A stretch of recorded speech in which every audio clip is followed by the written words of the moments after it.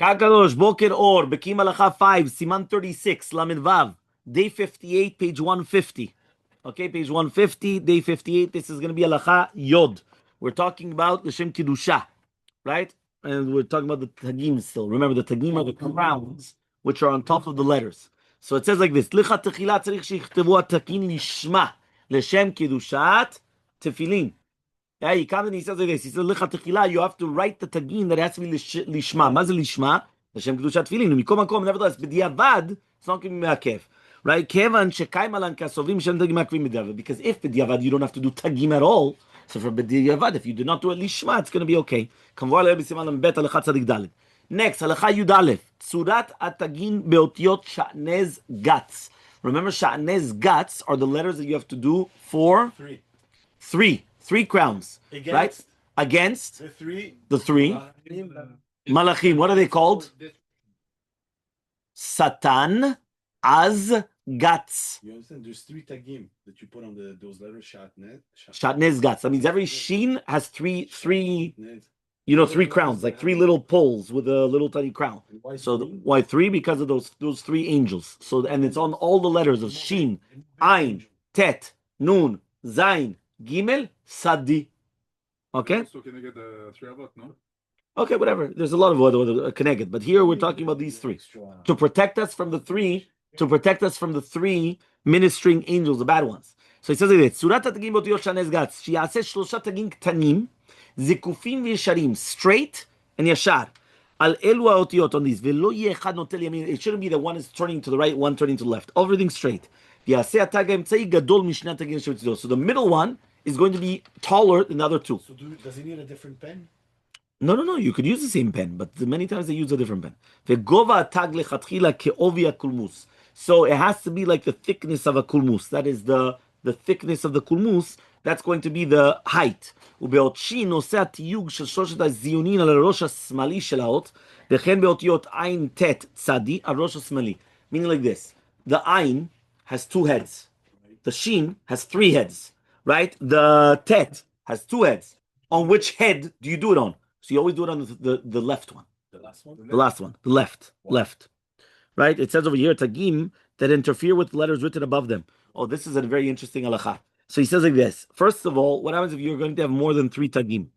Right? He comes and he says like this. He says that Oziel's instructions, which is brought down in the Kol Yaakov, are to add three tagim to each of the letters, Shatnez Gats, and to add one tag to the letters Bedek Chaya.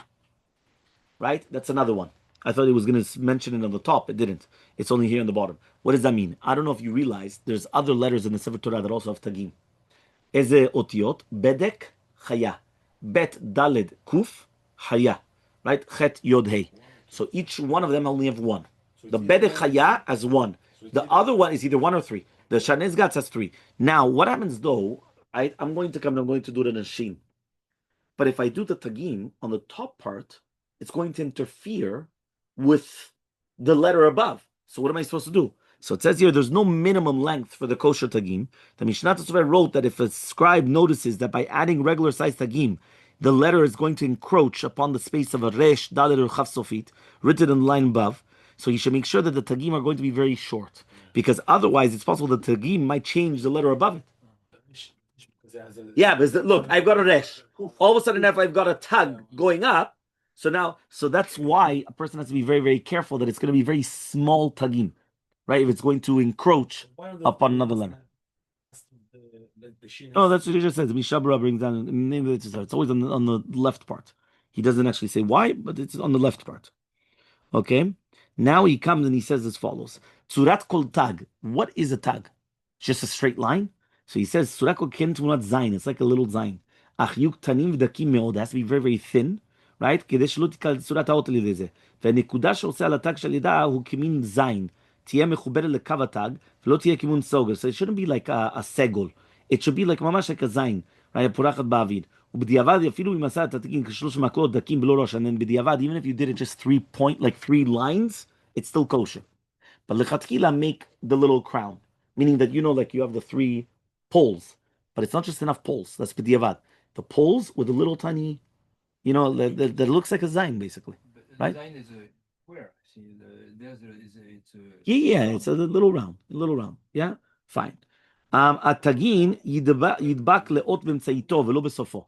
So it says that the tagin are going to come and be positioned over the center of the letter's head, not over the right or the left hands. Yes. Yeah.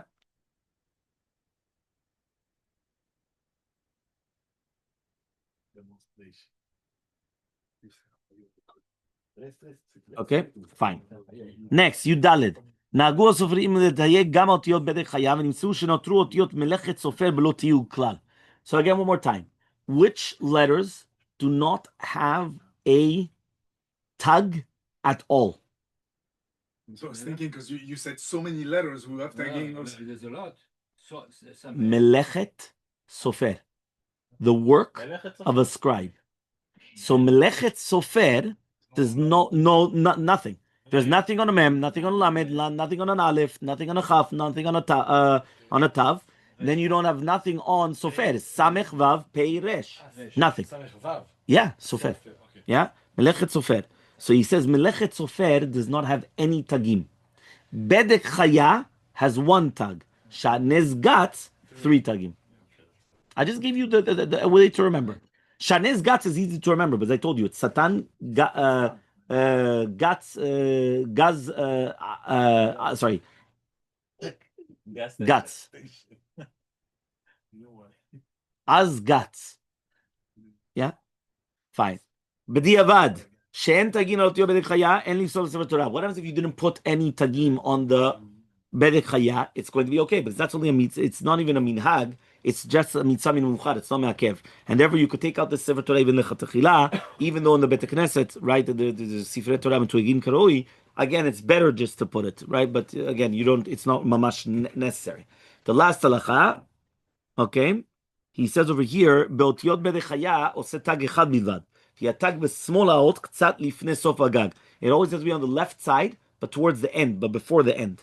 Because if you're going to do a mamash at the end, so that it could change the otiyot. For example, dalet and kuf.